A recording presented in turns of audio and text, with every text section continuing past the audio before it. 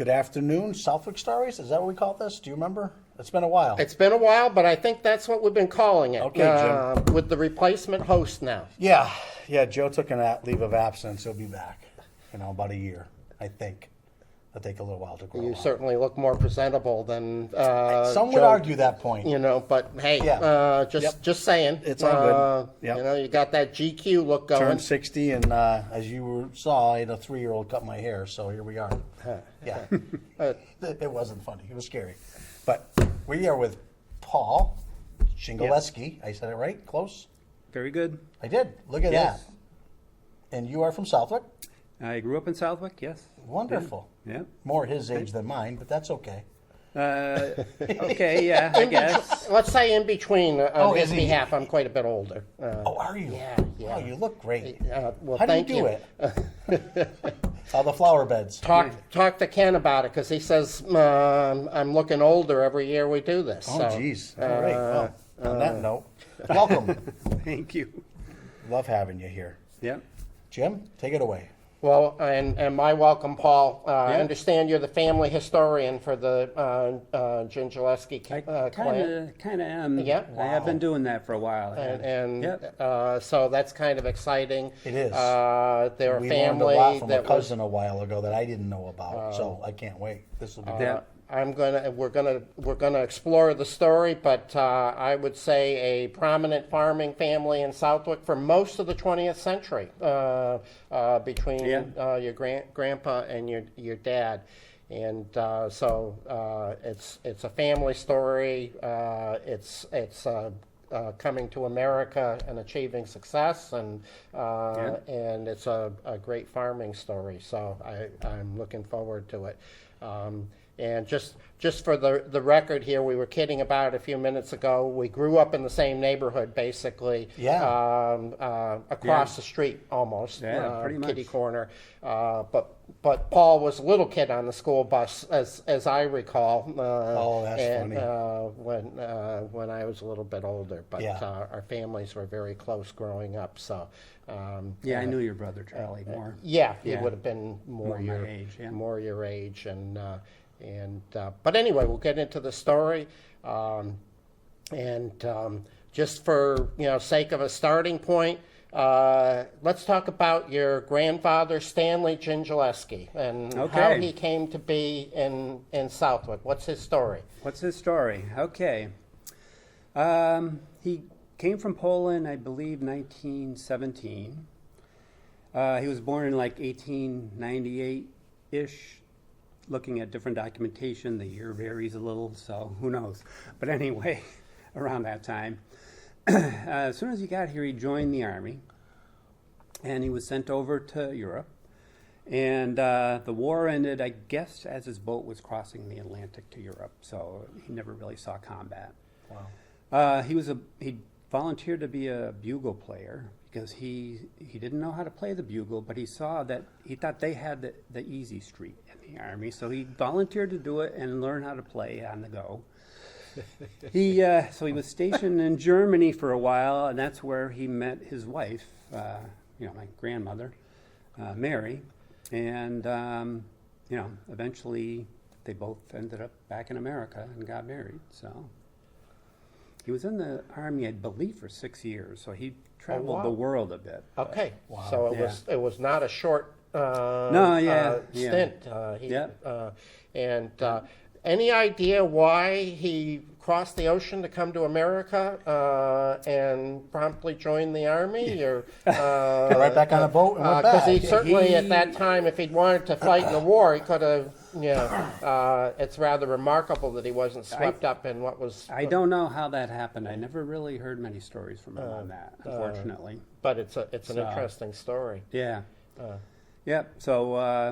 So he, and then, that helped him to get his citizenship a few years later, in like 1940 or so. He ended up getting it because, that is a factor, I guess.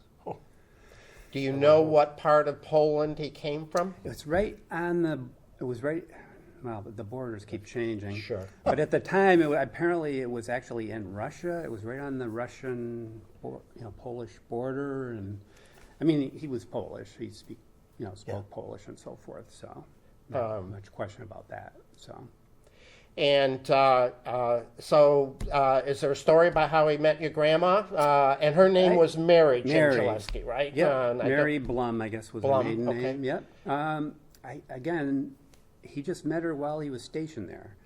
Not clear exactly where or how. Never really heard those stories. Actually, my cousin Kathy probably knows more than me. And so, whatever, he got shipped off to, I don't know, Indonesia or somewhere. And then eventually he asked her to come over and marry him, and they moved to West Suffield. Okay. So How did you go from all of that to West Suffield? that's where he ended up. Yeah, Because I think he had brothers and so forth there. Family in the area? Yeah, that was pretty typical. So Yep. definitely other Dziengelewskis there. It's spelled a little differently. My grandfather Americanized the name theoretically. Oh, that's shorter? No, it's not shorter. He changed. There was an I with an accent mark, and he replaced it with the G because that's how it sounded. So, Interesting. but anyway, don't know why he couldn't have Yeah. done it a little bit. Made it a little bit easier than that. Yeah. So they started out in West Suffield. Whereabouts in West Suffield? On a farm, I presume. They lived in a house right almost in the exact center of West Suffield. Okay. I don't know if you know where exactly it is. There's a light there now. Yeah. Just down the street, there was a house there he grew up in. Wow. Well, he didn't grow up there. My Yeah. father did. And, they lived there for years, and he worked on various tobacco farms. So that's really what his main job was at the time. And in that process, he was saving some money, huh? I believe he started renting some land and, growing the tobacco himself, renting some barns, growing the tobacco himself. He did fairly well for a number of years, and eventually saved up enough money and started looking for farms to buy. Yeah. And he ended up in Southwick. I know there was another farm there were, I guess, two choices in Southwick. There was a farm on Vining Hill Road he really wanted, but it was a little bit too expensive for him. Wow. And the Spencers, I believe, bought that, and the Spencer farm has been there for a long time, I think. And then instead he bought the one on the College Highway from Steer. What was his name? Asa Steer, I think? Okay. Something like that. In 1943 he bought it, Okay. actually, according to the deed. Promptly built two large barns out in the field where the main tobacco fields were. Okay. There were several barns there already, but they only held about 7 acres worth of tobacco. He built two new barns that each one was a 5-acre barn. So now he had 17 acres of barn space and 10 acres of land to grow the tobacco on, and he cut down some trees. He expanded that, and I think he rented in a few spots too. So he grew tobacco for many years. Now, in when that we say area. tobacco, it was Broadleaf. broadleaf, All and probably broadleaf. Havana seed tobacco. Yeah. And just I know, but for our listeners, describe where on College Highway that farm was. Approximately by today's Sure. landmarks, please. Okay, well, we used to walk down the street to Gillette Corner, which is about a quarter of a mile south of the farm.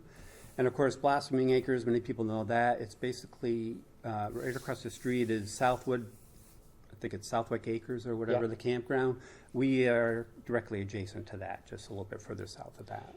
And that farm went pretty much from College Highway all the way over to Sheep Pasture Yes. Road, and those fields that you're talking about were kind of up on the little hill there, right? On the hill, and farther back, there's a nice level area with the pond that my grandfather eventually dug out, and it was really good for growing tobacco back there. Yeah. So, and then it was it went all the way to Sheep Pasture Road, and that's it was, I think, about 100 acres altogether at the time. So I think at some point, either he or your dad's generation grew some tobacco on our farm before we got there in 1956. They had. Oh, they could be right. I'm pretty sure they had rented some ground. Yeah, over there. I knew he rented some. Yep. And so that would be what's Blossoming Acres now. But that Right. would have been typical back then. They'd Yep. had their own land and barns, and they'd Yep. pick up some ground elsewhere. Right. Yep. Right. Yep. So when did they stop growing tobacco? Do you remember about when that was? Yeah. So, of course, my father Walter and my uncle Arthur and my aunt Gladys as well. They all worked on the tobacco farm, and my grandfather Stanley was a pretty hard taskmaster, and he put them to work. I believe my father said that he was required to spear an acre a day before he could, go home for supper or whatever, which I guess it's quite a bit. I've speared some tobacco. It's not easy, but anyway. So for most of the 1940s, my grandfather did very well with the tobacco. He took a chance. He didn't buy insurance for hail, and it never hailed, so he never, lost a crop. So, it was taking a chance, but he lucked out, I guess. And so he made some pretty good money for quite a number of years, until I believe it was 1956. My father actually hated tobacco. After working on it for so long, if he had to spear an acre a day. He actually joined the Marines so they could get away from the farm, and he said at boot camp was a breeze. He just loved it. He's laughing at everybody there because they thought it was so hard, and he says, "I'll send you to my father, and you can work on tobacco for a while. You can see what's really tough." Imagine that, yeah. Wow. So that was in 52 to 54. And then he got married. And I think in 56, my grandfather decided to retire. He was about 60 years old, or give or take. And he rented leased the land and the barns to General Cigar Company for 2 years. So 56 to early 59, I think, is what the lease was for. And it's interesting that lease actually shows how much he got. An acre, it was $100 an acre for barn space and $75 an acre for the land to grow the tobacco. That's pretty darn good. I think that was pretty good back then. I think that's pretty He didn't good. have to do much except maintain the roads and the barns. So not much to do there. And then my father and uncle decided that once that lease was up, they wanted to convert it to the dairy farm. So they started converting the tobacco farm right near the highway into the milking parlor, and they built some silos and built the milk room and just basically got it all set up to do the dairy cows. Want to put that on hold for a second. We haven't talked much about your grandma, Mary. Tell us a little bit about her before we lose track of her in the story. Yeah. And I have a childhood memory of of both of them, but Stanley was we didn't want to get cross paths with him because he was pretty stern. He was to the neighbor kids. I'm not saying he was mean or anything. Nope. He was just kind of gruff. Your grandma, on the other hand, had a different personality. Tell us a little bit about her. No, she was very loving. I mean, she of course raised all the kids and took care of everybody, and did all the cooking and all that. I mean, it was truly amazing. After my mother passed away tragically, when I was 5 years old, we kids used to stay down there a lot. She took care of us as we were growing up because my father really was in a quandary as far as raising the kids. So she was instrumental in keeping us all together, basically. Yeah. Four young kids. Very young. My brother John was 9 months old at the time. Wow. Yeah, and I was 5. I was the oldest. So yeah, she was, you know, the matriarch of the was family, gonna say, yeah. obviously, and you know, kept us all going for quite a number of years. So. I'll tell you a quick family story from our side of the highway. We had a bad house fire sometime there in the early 1960s, and everybody came out to the fire department put it out, saved the house. But in the aftermath of that, you know, everybody showed up with, you know, helping out with stuff and food and so forth. And my folks used to tell this story for a long time. By 8:30 at night, there was just one person left scrubbing down the walls and ceilings, and that was your grandma. And she would have been well into her 60s at that point. Right. But she wouldn't go home until the job was done. So she was a sweetheart. It was. She was quite different from my grandfather, I guess. I'd Yeah, have to say. probably why they had a successful life together. Yeah, they did. So, you know, they raised the 3 kids and all kinds of grandchildren. So, So your dad was a Marine. for 2 years, For 2 years, he was during the Korean War. He never actually got sent overseas. Luckily, you know, he was a tank driver. Okay, makes sense. Yeah, it was kind of like a tractor, except you couldn't see much. So you said he went in what, 52 or 52? He got out so in the 54. Korean War was over at that point. Pretty much, yeah. There was a truce, I think. So, and that's when he got married in 54, right after he got out. So, to my mother, Frances. And built the house on College Highway right next to the farm. My grandfather sold him the land and sold a lot on the other side for my Uncle Art for him to build his house as well. So they both basically got together and built them almost from scratch, I guess. They were very very talented builders, weren't they? I mean, you know, because those were nice houses, nice modern houses, and at the time they were built.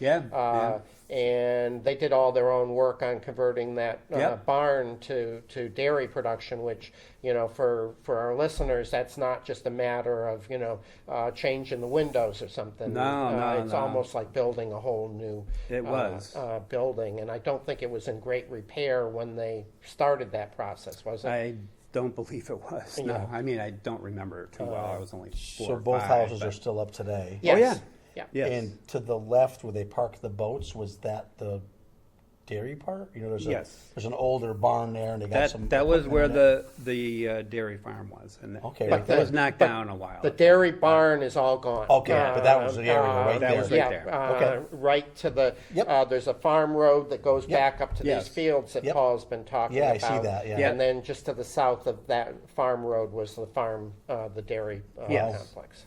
Yes, right. Okay. So,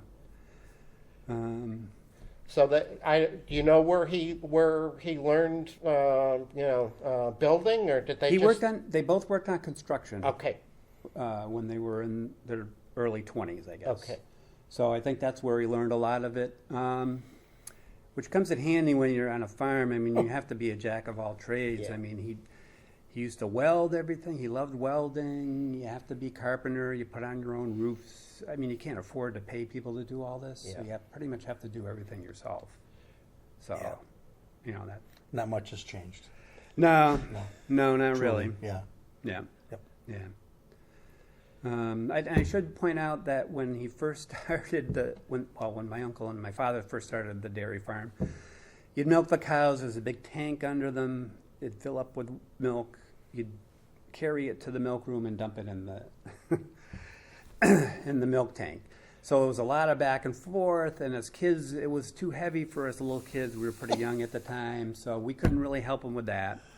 But we did help out with a lot of other chores, feeding them grain and hay and helping clean up and feeding the calves, all that kind of thing we did for many, many years. And then my father and uncle split up. My uncle got half the land on the sheep pasture roadside and built his chicken farm. And my father kept the dairy farm. Yeah.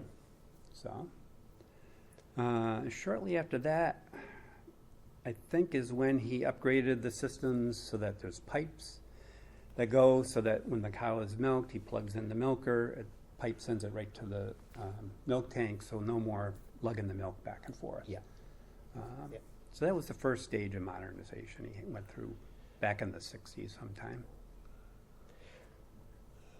Did it all go to Pioneer Dairy? It all went to Pioneer Dairy, so some of those fudgicles were probably made from my father's milk, yes. That's awesome. Was my father's cow's milk. You wonder if that was part of the whole reason of making it a dairy farm, because you had a processing plant right in town. That You probably know what helped. I mean? Yeah, that probably You helped. weren't trucking it Yeah. wherever. I mean, you couldn't get more local. No. Well, they were, and in addition to that, they were kind of at a point where they had to make a decision. If Walt and Art were going to farm, they weren't going to be able to do it with tobacco anymore, because and we're talking about broadleaf tobacco, the Right. outdoor Okay, variety, yep. not shade. That had a different dynamic to it. But they'd had some, their dad, your grandpa, had some Yeah. really good years in the late 40s and early Yes. 50s. And Yeah. then everything got flooded out in 1955. Oh, yeah. And gotcha. that was kind of, Decisions had for to a be while, made, yeah. the broadleaf, for about 20 or 30 years, the broadleaf industry kind of went away. There was just mostly shade tobacco. Wow. Yeah. And then it's come back more recently Right. than that.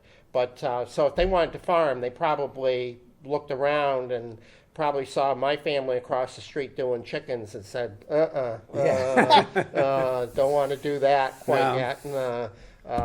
And so there were a lot of, So- there were about 40 dairy farms in Southwick. Yeah, Quite a time. few, yeah. Yeah, there really was, yeah. Yep. They were right next door to Haas Dairy, Yeah. which is where the campground is. Yep. Yeah. So, Yeah. So did you work tobacco any of that time, or did? Well, my uncle still grew tobacco Okay. broadleaf, so I often worked there. And being right next door to Arnold's, my father couldn't really afford to pay us anything Yeah. for doing the chores. So for money, my brothers and I would go walk to Arnold's, Yeah. and I worked there for many years growing up as well. So So you got your taste of tobacco. I got my at an taste early- of it, You yeah. didn't have to do an acre a day, though. I didn't know. Well, you don't have to spear that tobacco. It's a lot easier to deal with that in that regard. But with my uncles, I mean, we were spearing. Unfortunately, I wasn't What do you afraid mean of. by spearing? Oh, you don't know. You have a lath and you have a pointed metal thing that you slide Yeah. on the lath, and you take the stalk and you slice it on, and you put usually 5 per lath, Okay. and then you move on to the next one. Yeah, my Those father. laths get hung on the wagons. And then- Right. Go to the So I've barn seen side. that. Yeah. Okay. And then they you've- go into so the you've barn seen McLaughlin, it. I see that You've from seen McLaughlin. it, I'll see those racks. Okay. Yeah. Yeah, Yep. yeah. All right. Yeah, That's, so it gets put on the wagons and it gets put up in the barn. I worked tobacco with it. It must have been the shade leaf. The shade. Yeah, that I yeah. did, You yeah, didn't do back that, then. right? I Right. lasted a day or two. So. Yeah. We're proud of you. Yeah, I didn't get to do much spearing of tobacco because I wasn't really afraid of heights. So, back then Up I you was went. pretty light. So I worked in the barn, and they loved it because I was willing to go up on the poles and help put up the tobacco. So, Yeah. yeah, it was sort of cooler in there, but not really, depending how high you were. It's all in the mind anyway. Yeah, so, I was young, I guess. I think by today's standards, most everybody would consider that pretty hot work. Yeah. Yeah, oh yeah, it was. Yeah. Yeah. But you weren't in the sun, right? No, No. no. So we, my uncles, and between that and Arnold's, I got a taste of both Yeah, type of you sure tobacco worlds, and now we're back into all broadleaf again, I guess. Yeah. More shade, so it's weird. Yeah. Seems to go in cycles. Yeah, There's, I think, more broadleaf being grown now than certainly when we were kids. Yeah, I A lot. remember seeing it mostly in West Suffield, Right. not so much in Southwick. Right. And most of what's in broadleaf today in Southwick, that was all shade tobacco when Yep. we were Sure. when we were Yeah. growing up. Yeah, absolutely. Having its heyday. I should have noted, we appreciate your dad serving in the U.S. Marine Corps. I think my recollection is he was pretty proud of that. He was. My dad and my dad was a World War II Marine veteran, so they bonded on that. I do recall Two grumpy men, or well. I'm gonna ask Paul to give his impression, because he was very candid about his grandpa, but about his dad's personality, because I think it was a little different than grandpa. Then I'll tell you my impression as the kid next door. But oh yeah, I mean, he was very fair. He asked us to do things, but was also willing to have fun. I mean, I can't tell you how many times he'd come out skating with us on the ponds. wow. I can't even imagine doing this after milking cows all day or whatever. literally, yeah. Yeah, Right. and then and in the summer we used to play softball just up the street by the church, and he'd pitch to us. I mean, he really Yeah, he was committed. he built Yeah. a baseball field in our backyard. Then we started hitting everything over the fence, and we had to move. We grew up. He built. He like I said, he loved welding. He made some beautiful hockey nets for us, and wow. we put was them that out. the beginning of street hockey at the church? That was the beginning of street hockey at the church, and in the winter we played on the ponds out back. So all those dents So- I see today are from you? The dents, I might have put a few of them in there. Yes, I love it. I did. It's a nice history wall. Yeah, it is. I thought Rankin had confessed to those. We're getting, yeah, everybody's Rankin, confessing yeah, to everyone. putting the. Oh, we were all guilty of it. The goalies, not so much. But And one of the dads put chicken wire up over the windows because I heard he was sick and tired of replacing windows. we might have broken And a that few chicken early wire's there on. today. Yeah. So Is it? yeah. Yep. Oh yeah, we had a lot of great times there. My father never participated in the street hockey, but Sounds he would like he come. enabled it. Though. He did, Yeah, he enabled it, and Yeah. he would in the ponds. He would come out skating with us, and Wow. the baseball, softball at night was great. That was pretty much every night in the summer, Wow. weather permitting. So Yeah. and and then even my stepbrothers said he can't believe how fair my father was. He didn't really, favor his own kids over them. He really tried to be even-handed with how he dealt with everybody and with discipline nice. and everything else. Yeah. And so you have a So opinion as well. Yeah, he was just a happy guy. He loved to tell stories. Your Uncle Art was more the storyteller, but they were kind of like a comedy act, and your dad would participate. But laugh, the two of them when they got going with stories, it's a great childhood memory for me. And the stories, you'd hear the same story, a couple months later, and it was even better than the last time you heard it. And I do remember one time, our dads were back and forth about being in the Marines, and at some point your dad said, "Well, let me show you this." And he I think it was in our farm market or something, but there were some rafters. He jumped up there and he did about 20 pull-ups, just like spontaneously. This is probably a guy in his 30s. And just jumps up there and rattles off a bunch of, and it's like, holy jeez. And so my dad, who was probably 10 or 15 years older, says, you win. You win. Oh yeah. Simplify. We're not, awesome. not going to try to, but he was very genial guy. They worked hard. I mean, and now I understand they got that growing up, but they were hard workers, and if there was something like chopping corn to be done, I mean, they were all out on chopping corn until the job got done. We were visiting a little bit before the filming here, but they were early milkers. I mean, they were out there at 5 a.m. in the morning. My father was, they were out early. He liked doing it early. Some other farmers would do it at 9 in the morning and then have to do it at 9 at night. That was not my father's style at all. He wanted to get it over with and get going on the rest of the day. Yeah, Charlie Colson would tell me stories about 6, 7 in the morning, pulling up to receive milk Oh, from yeah. our local farms. Yeah. And I don't know which women, I don't know what it was about, but some of them had some beautiful pies already made. And he would laugh and say, I get to sneak in and have a slice of pie, and, as the truck got filled. I Yeah. don't know. But you're right, early milkers. Yep. Yep. Yep. Before the sun come up. And I should mention that my father was doing this for quite a few years on his own, and his kids were still really too young to milk the cows or anything. He had to do it every day. If he had the flu, he had to drag himself down there. Yeah. I mean, I remember some mornings, I don't know how he did it, but he did. And I think he went on 2 vacations, I think, during my whole childhood. And I should mention Bert McLaughlin was a friend of his, lived just down the street. He also had a dairy farm. He would come and milk the cows for my father when he was gone or unavailable. So Nice. that was helpful, because otherwise, they have to be milked twice a day. There's no way around it. Yeah. So. Twice a day, 365 days a year. Yes. Is how it works. People look Yeah. at, people who didn't grow up in that look at that very nostalgically, but it was a Yep. very unforgiving lifestyle. Yeah.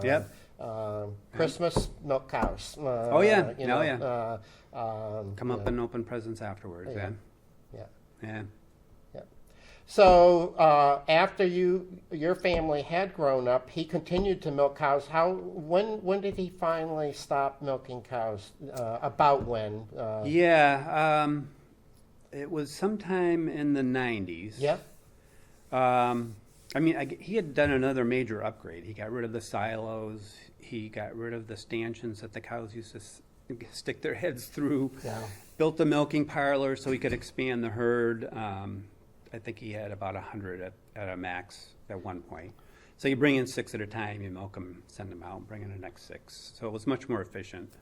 I remember in the late 80s, maybe, there was an article in the Westfield Evening News about the dairy farms in Southwick. I never really looked it up. It was just a little thing, but it listed like 10 of them, I think, at the time. And it had a little comment about each one, and for my father's, it said very efficient. So I think he was one of the last, probably 3 operating Yeah. dairy farms in Southwick. Yeah. I'm glad to know the date there, and I do remember when he modernized there, and Yes. and that was quite a remarkable thing in its own right, because a lot of what he and Art had built, they knocked down and They did. and Yep. started all over again. Yeah. Silos and the barn itself. I think Yep. the roof and walls were probably the only part of it that really survived. But no, the hayloft was always and the still hayloft, there. yeah. Yeah, we loved the hayloft Yeah. when we were kids. Yeah. but- You probably have some really good memories of putting up hay in the summertime, huh? I liked doing it, actually. I liked driving the tractors around the field, and my father was always the one that baled it. But but we would cut it, ted it, rake it, all the other steps, and then we'd be putting it up the conveyor into the barn and stacking it all up there. That was hot work up in the hayloft in the middle of summer. Yeah. And Dust everywhere. And again, unforgiving, because once the hay was cut, you had to get it in Before it rained or Before it whatever. rained, Oh, because yeah. then Yeah. it was unpalatable to Yeah. the cows. And, Oh yeah.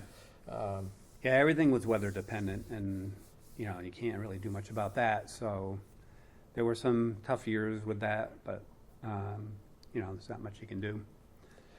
Did you ever think of going back there and milking cows with him after you grew up, or did you? He asked me to be his partner when he was modernizing it, and I was in college. And I'm sure he was always disappointed, but I said no, I wanted to finish college. Yeah. And then after that, my brother Walter was working with him, and then John eventually as well. But towards the end, my father, when he retired, he actually leased the farm for a while, and maybe people didn't really notice because the cows were still there and they were Right. still getting milked. But there was a man, I think his name was Bill something, I don't really remember. For like 4 years, he leased the barn and milked cows there until he left, and then that was the end, basically. So let's talk about you. What other good memories you have about growing up in Southwick? That would have been, you would have been going through public schools and so forth, mostly in the 1970s, right? In the late 60s? Late 60s, 70s? yeah. My senior class, I think we were the second ones to graduate from the new high school at the time, Wow. so that was 73. 73. Yeah, I mean, I couldn't participate in school too much because right back to the barn and chores after school. I mean, cleaning the milk rooms and all that. A lot of great memories, though. I mean, like I mentioned, the ponds out back in the winter. My father would plow them with the tractor. That was a little dangerous sometimes. Yeah. Only one accident, but anyway, just the front wheels went through, and we were able to get it off. We borrowed an irrigation pump from my uncle, and we'd cut a hole in the ice, pump the water across the ice at night. We'd go there in the morning. Oh boy. Beautiful, beautiful skating. We didn't have a Zamboni, but it was the next best thing. And we'd play hockey. All the neighborhood kids would come, the Rankins and the Haas's and the Hamburgs, and everybody would come, and we'd be playing hockey. The Cowards were there too. So we play a lot of hockey out there in the winter, so that was great. And just being on the farm itself, growing up, I mean, there's a lot of things I really liked about the farm. Just being in the barn in the winter with the cows, and it's quiet, and you're feeding them, and I don't know, it's a feeling that's kind of hard to describe. I actually loved driving the tractors around the fields and being outdoors all the time. I mean, I always loved doing that. So going to a desk job was quite different. I'm just going to ask, where did you end up? At Mass Mutual, I worked there for 37 years. Wow, and, what a difference. Yeah, it was quite different. Yeah, so. But people there would complain about having to work more than 8 hours. I'm like, I was just going to say, the stories you must have. What are you talking about? In AC, right? Yeah. Yeah, air conditioning. Yeah, there's a cafeteria. Clean. You can get coffee. Yeah. Yeah. Oh, yeah. Regular paycheck, all sorts of Weird things. Much different. Yeah, the weather really didn't matter too much. Yeah. Except when it hailed. That was unusual. Jeez. So growing up on the farm itself was something I'd never want to have missed. I mean, it's truly I think amazing. it builds so much. We had a small farm up off of Loomis when I moved to Southwick in 77, 76. But, there was 7 of us, and it wasn't a huge farm at all, but you raised your animals, you slaughtered them, you ate them all the way through. Yeah. And you're right, it builds such a whole different mindset. Right. I wouldn't be where I am today if it wasn't for how many chores, and it was torture, absolutely. Oh, As yeah. a kid, because your buddies were going to do other things. And you you're weren't. getting up first thing in the Yeah, morning to literally. go feed the cows and whatever. Yeah. But it's a different life, and it builds something in a person that you do not get at Mass Mutual. But you don't. You just, you know what I mean? Like you said, you met people 8 hours. Oh my God, where's my day? Yeah. It's two different It was worlds. nothing. Yeah. Yeah. I think we missed on this, but what was the name of the dairy farm business? Because Yes. it's significant for Another our reason. missing guest, Yeah. maybe future guest. Yeah. Maybe future, all right. I remember my uncle and my father talking about naming the farm, and they eventually came up with Crestview. I thought it was great at the time. I didn't know there was a golf course with that name. I think that it was in existence before the farm. I'm not sure, but Right. Yeah, I often Anyway. wondered that. yeah. Yeah. I'm not sure when that was built, actually, but that was what they decided. I mean, there are some hills and so forth, so they came up with that, and that's what it was called for a long time. And the name is still being used. It sure is. It didn't miss a beat, right? Yeah. It just evolved Man. because the Crestview construction really started out of that Yes. location. We- It's not there now, but There was a sand pit out in the backfield, and that's how my brother and his partner Bernie at the time got started. Was selling that sand, and then they gradually grew and become Crestview Trucking, which is quite well known around town now. Absolutely. Yeah, it really is. Absolutely. Yeah. And I know if John were here, you wouldn't want us to butter him up too much, but That's okay. done a great job in many different ways for the town, for Yes. motocross. His fingerprints are everywhere. I know. and, Yeah, I see them. The Yeah. family, I mean, Yeah, the yeah. Crestview, His kids Thing. and Yeah. right. Yeah. Food pantry. Oh, yeah. we wouldn't have built what we built if it wasn't for him. Yeah, So- yeah. Literally. Yeah. Yep. Yeah. Especially when he goes, so I'm doing this for free, right? And I'm like, yeah. And he was great. Like, At least it was yeah. payback for the dents we put in the building, right? Are we even now? No, I don't know about that. If you get a bill in the mail next week, you're going to know. Yeah, and that like, was you know, half the problem building that, because he would stop and talk about the dents and Oh, you did, your yeah. guys' childhood growing Yeah. up over there, and Yeah. I didn't realize how close everybody was. I honestly didn't know all the players. I came here in '76 and graduated in '84, so Yeah. didn't know the players. Still don't know the players, as I'm learning. Yeah, Yeah. yeah. No, there were a number of us that all grew up together in that one stretch at a college highway. So. And the names you mentioned that you guys purchased the farm from, the church had that name. I have some plaques throughout the church. Oh, yeah. Steer family The was Steer very family. prominent Yeah. down in that. Yep. I did not Steer. know until Paul said so that, Yeah. that was a Steer farm also, because the one on Vining Hill where the equestrian center is now, Oh, that was the one that donated the elevator at the church. Yes, then that's where I see the name. Yeah, wow. Yep. Okay. You're supposed to be the one telling the stories, not me. But another Yeah. one I remember It's okay. as a little kid, we had a small tractor, could not handle a snowplow, so Walt and Art always plowed us out. Yeah. They had these old, and you can still see them being used by some of the broadleaf growers, old Farmall M's. Yes. The Uh, Farmall M. Yep. And they no cab on those things. Nope. They No. plowed snow. Yeah. And they drove those all the way over, I presume, to North Pond, but they had the contract with the town, or the town hired them to plow the small streets around the lakes. Really? Yeah. Wow. But the upshot of this, we're talking about what hard workers they were. They had no cabs, no heating or No, anything. nothing. No. They looked, when they'd come in. My mother would give them a cup of coffee and a piece of pie or something. yeah. But they'd come in. And they looked like the abominable They snowman. did. When my Uh, father would get home, yeah, I remember one time he came home and he took out $200 and slammed it on the counter and said it was definitely worth it. And that was a lot of money back then. Yeah, yeah. So, and of course I was 4. I thought it was millions, but Yeah. and But that actually- would have been a big deal. Oh, yeah, In cash. And I remember, Yeah. at church one day, the Our Lady of the Lake Church in the basement. They didn't have the upper Yep. floor yet. The priest at the time, I don't recall his name offhand. It was probably like 1960, 61.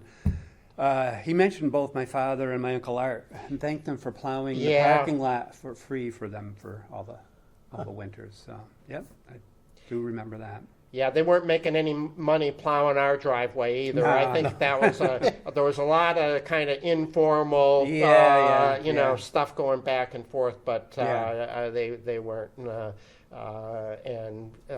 They'd come. I can remember a couple times they'd both show up with their respective Farmall M's. Yep. It was like watching a ballet or something out there. They both, they knew how to work together so that they weren't, in each Right. other's way. Right. Wow. But,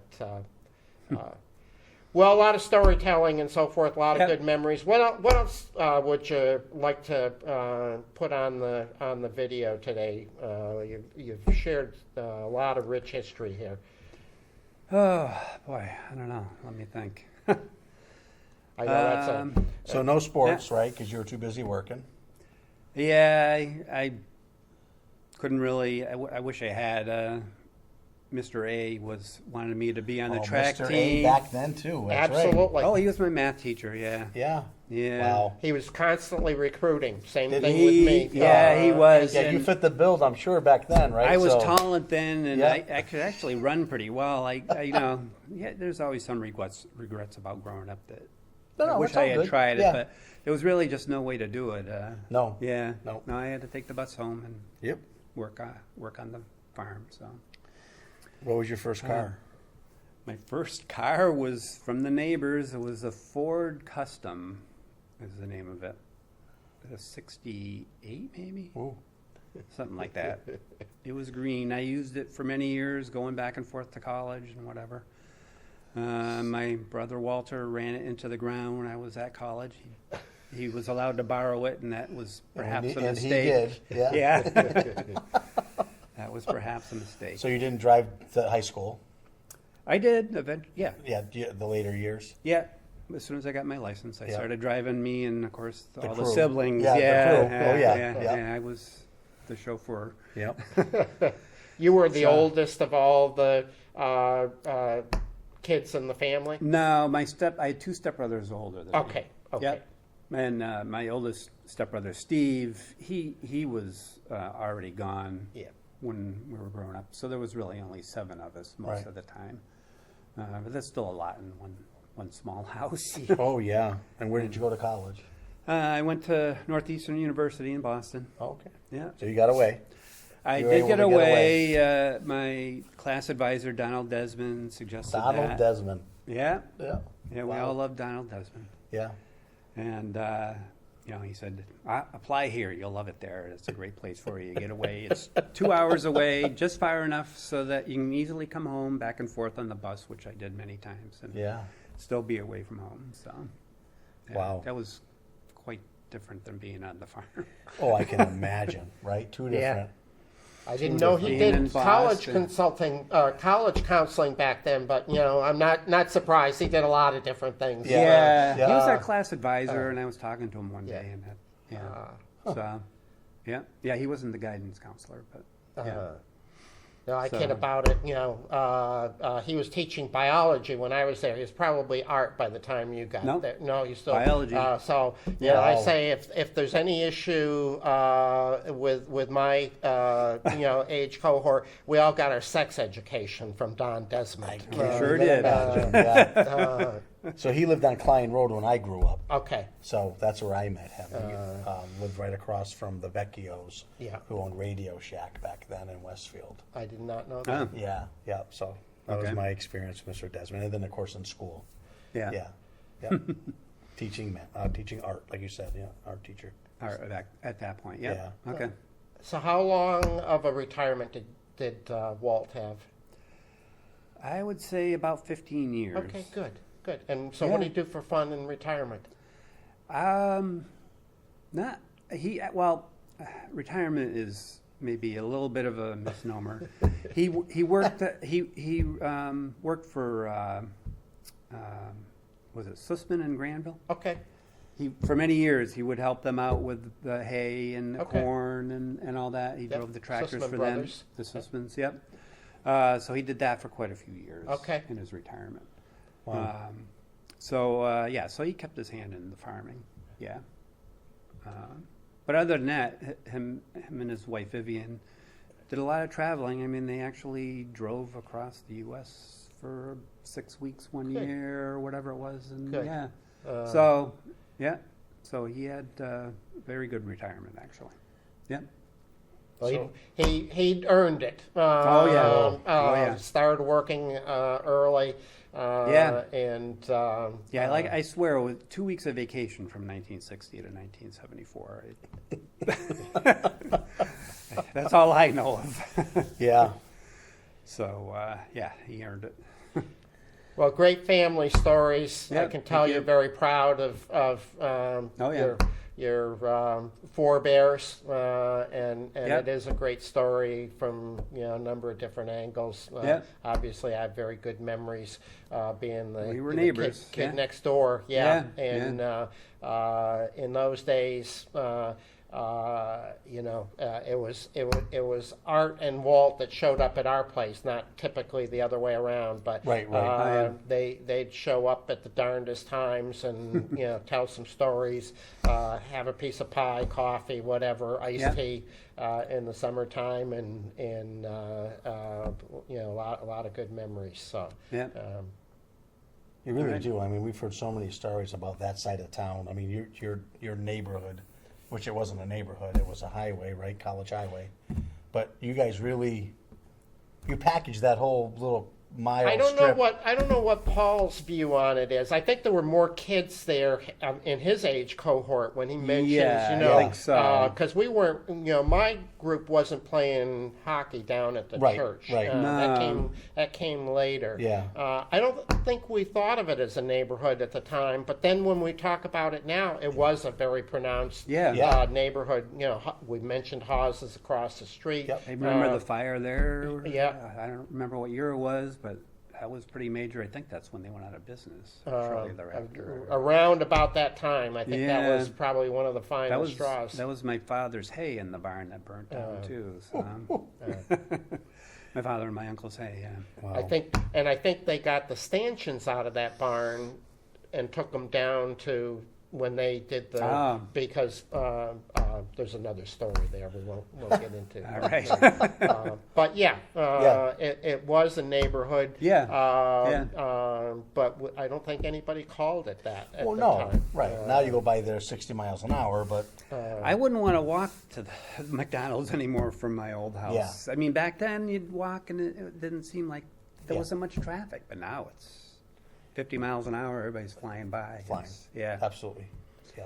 And you, Dangerous. and you, if you try to get out of Blossoming Acres, Lenita won't appreciate me telling this, but if you're trying to go northbound, Yep. you might be 5 minutes before you can take be- your, it can take be your life in tricky. your hands Yes, yeah. and jump out there. But Yeah. Yeah. It's like that everywhere. Calabrese's farm. Yeah. I cringe when people try to pull out Oh, the yeah. wrong way because of the hill. That When hill you press is that hill, tippy- you're doing yeah. 50. Yeah. And here comes some poor little old person pulling out slowly, and Yeah. it can Yeah. it can get interesting. what'd we miss, Joe? Nothing. I thought it was a great interview. We keep learning about these folks. It's amazing. We had your cousin in. to Yeah, do with the I've chicken seen that side, one. And, Yeah. I learned quite a bit because I'm just not. I'm 60, so I'm a Yeah. little bit younger. All right. A little bit younger. Stop, Could finally say. I dwelling don't want to on- say that, but you yeah. know. I just turned 72 days ago, so There you go. give me a break. What a Happy difference birthday. for 10 years, though, huh? Just in life and everything. Just Oh Yeah. yeah, well, yeah. yeah, Those 10 were years is 10 interesting. years, and Yeah. now it's going even quicker, all the way around. So you'll be in charge of getting John to come in here and Oh, tell us about. absolutely. I'll, Yeah. I'll give him a little prod. Yeah, and he will. He will. I'm sure he will. Yeah, I can just No, put a tape he- recorder on when he's having breakfast at as- Gristmill Cafe, and we'll have a whole show. As I put it, he works for a living. So Yeah, I mean they do. Yeah. Those guys truly. Yeah. They're, Oh, like yeah. you say, he's always on the phone. He's moving. Oh yeah. Had a hip done. I think within a few days he was back in the truck. I'm like, what are you doing? Yep. But yeah. probably the example you set for him when you had your knee done a few years ago. Yeah. But I'm just speculating on that. But anyway, hey, thank you, Paul, so much. Really appreciate it. Really appreciate Yeah, it. no problem. It's a wonderful family history, and look forward to seeing what we've got on tape. Yeah. All right. Thank you. All right, folks. Thanks for watching. We'll have another episode shortly. Take care.